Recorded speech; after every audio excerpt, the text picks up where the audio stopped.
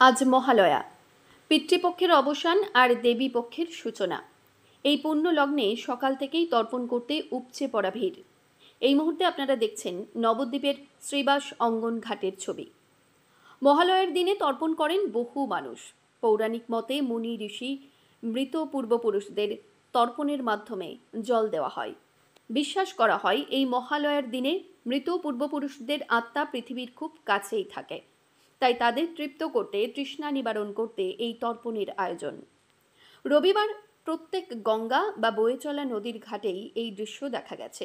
বহু মানুষ তর্পণ করে পিতৃপুরুষের উদ্দেশ্যে জল প্রদান করেছেন। নবদ্বীপের শ্রীবাসঙ্গন ঘাটেও সেই একই ছবি। বহু দূর দূরান্ত থেকে এসেছেন মানুষজন। ভোর থেকেই তারা তর্পণ করছেন। সারা দিন ধরেই চলে এই তর্পণ। হচ্ছে পেটপক্ষ রয়েছে এখনো পর্যন্ত, আজকের দিন পর্যন্ত মহালয়ার পেটপক্ষ শেষ। কাল থেকে দেবীপক্ষ পড়ে যাচ্ছে।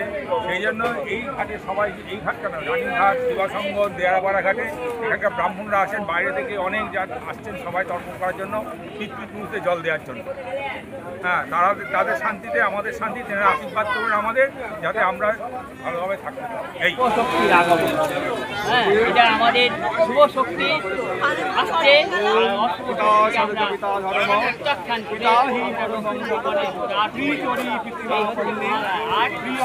তর্পণ হচ্ছে যে আমাদের বাপ ঠাকুরদার নাম সব কিছু আমরা তাদেরকে স্মরণ রাখছি। আমাদের যথেষ্ট স্মরণ করো, আমরা ভালো থাকবো, তারাও ভালো থাকবো, এই আমাদের মহালয়ার বিশেষত্ব পিতৃপুরুষদের উদ্দেশ্যে তর্পণ। পিতৃপুরুষ তৃপ্তি লাভ করবে।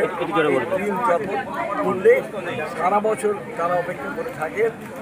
তারা এই পিতৃলোকে, এই বর্তলোকে তারা দেবে আসেন, সেখানেই থাকবে। তারা এই জল প্রার্থনা করেন আমাদের বংশধরদের কাছ থেকে। সেই জন্য তারা এসে এই জল গ্রহণ করে। এটা হচ্ছে আমাদের শাস্ত্রীয় ভাষা।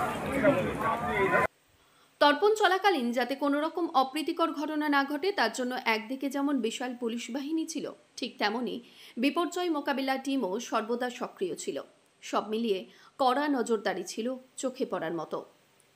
মহেন্দ্রলাল চন্দ্রের রিপোর্ট, সংবাদ আজকে নিউজ।